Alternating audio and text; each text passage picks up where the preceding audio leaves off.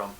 Thoracic outlet syndrome is a problem that exists in this area called the thoracic outlet. Thoracic outlet is bordered by the clavicle, the trapezius, and the neck. And underneath is the top of the lung. And usually that area, if it's opened up properly and held in good position, you'll have a wide base and no problems. No problems with breathing, no problems with this brachial plexus, this bunch of nerves that comes through the trapezius.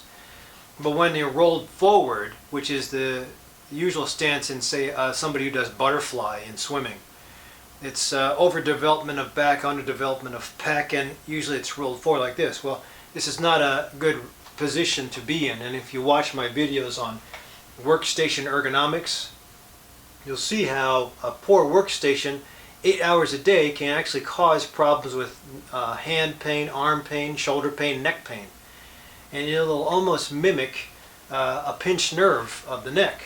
If you look at this illustration, this is a neck, this is a shoulder, this is an arm. Hopefully you can see it on the video. But in the neck you have 7 vertebral bodies. Those are called the cervical spine. And the 7 vertebral bodies, with each of the discs between those vertebral bodies, they're all stacked on top of each other like this, and there's a small disc between each bone, neck bone. At that space where the disc is, you have a nerve cord that gives off a root. You have several nerve roots that come off of the spinal cord or the spinal column, and they form a bundle. It's called the brachial plexus, and it goes right through this area of the trapezius and the shoulder. The brachial plexus is real important. In sports, we usually see that when wrestlers get pinned, the neck goes this way, shoulders go this way, and they can actually stretch out this brachial plexus. Same thing with football players that take the arm back when they're arm tackling. Same thing with in delivering babies. As the baby's head comes through the birth canal, we try to gently put traction down on the head so the shoulders will come out one at a time. Sometimes with big shoulders you have to push down a lot, and you can actually injure this brachial plexus. It's called an Erbs Palsy. That's where the baby comes out and the arm's floppy. It usually comes back nicely, but it happens with big babies. Anyway, when this nerve gets irritated, you'll have those kind of things. In wrestlers and football players, it's usually referred to as a burner or a stinger, because those players will feel a stinging sensation or a hyperesthesia, a burning sensation to the arm, because the nerve has been injured and it's trying to recuperate and rebuild itself. So that will show you, again, it's a good segue, because problems up here can manifest as problems in the forearm or the wrist or the fingers.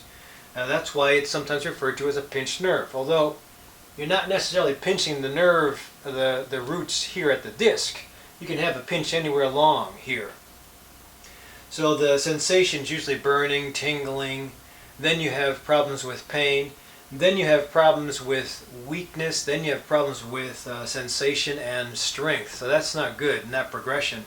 But usually, because the nerve is so delicate, it'll tell you when there's a little bit of irritation occurring in the form of pain or sensation changes.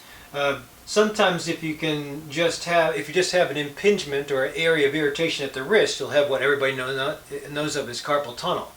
And I'll put the video I did on workstation ergonomics. But if you sit like this all day long and your wrists are unsupported and you're in a flexed position, palmar flexed position, you can actually cause a pinching off of the carpal tunnel here. That's probably the most well-known impingement of this bunch of nerves that comes off of the neck. But the not so well-known problem will actually happen either at the disc level or at the brachial plexus level as well. Sometimes you can actually have something called double crush. You irritate up here just a little bit, you irritate down at the wrist just a little bit, or you irritate at the neck, the shoulder, the wrist, and sometimes even this thing called a cubital tunnel, just a little bit, so that it shows or manifests just at the wrist. So it's not actually a carpal tunnel that's entrapping, it's just crushing all along the way. Kind of like if you squeeze a hose hard in one area, you'll decrease the flow.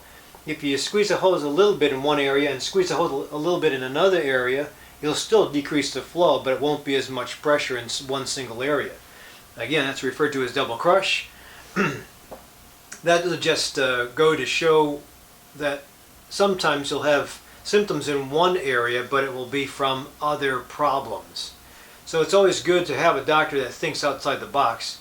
It prevents you from, if you have the right symptoms but the wrong diagnosis, you'll have a surgery and it won't fix anything.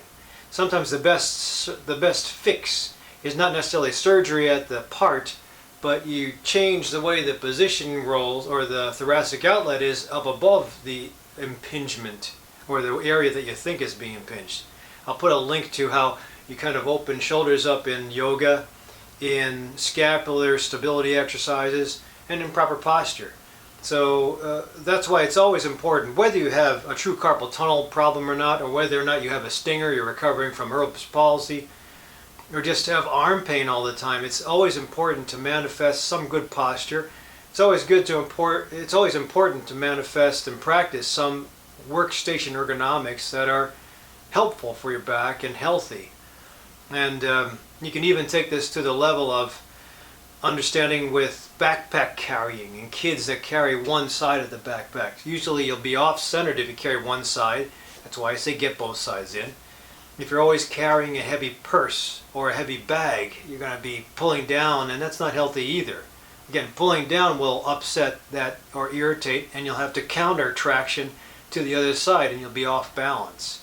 So none of my kids in school ever like it, but instead of carrying a heavy backpack, it really is important to wheel things, just like the people in the airport do. But I don't think you'll find too many grade school kids that'll do that. And finally, it is important, if you do have a little bit of imbalance, to go to the right physical therapist. If you go to a physical therapist to fix a wrist, and actually the problem is in the shoulder, you might have to see not only a wrist therapist, but a shoulder specialist. I really think, I'm very picky with my physical therapists, and I want somebody to take care of my patients that's been trained in shoulder scapular stability. Not all patients do that, not all physical therapists, excuse me. Not all physical therapists do manual therapy or can work on releasing the trapezius in case you do have a spasm up in the area. So it is important to know the strengths of your physical therapist. That's usually up to the doctor to figure out, but you can always inquire before you go. If you've just been given a script and you have to go somewhere, ask him who does the most wrists, who does or takes care of wrestlers or football players or throwers, quarterbacks, baseball pitchers, and you'll know who takes care of wrists and shoulders.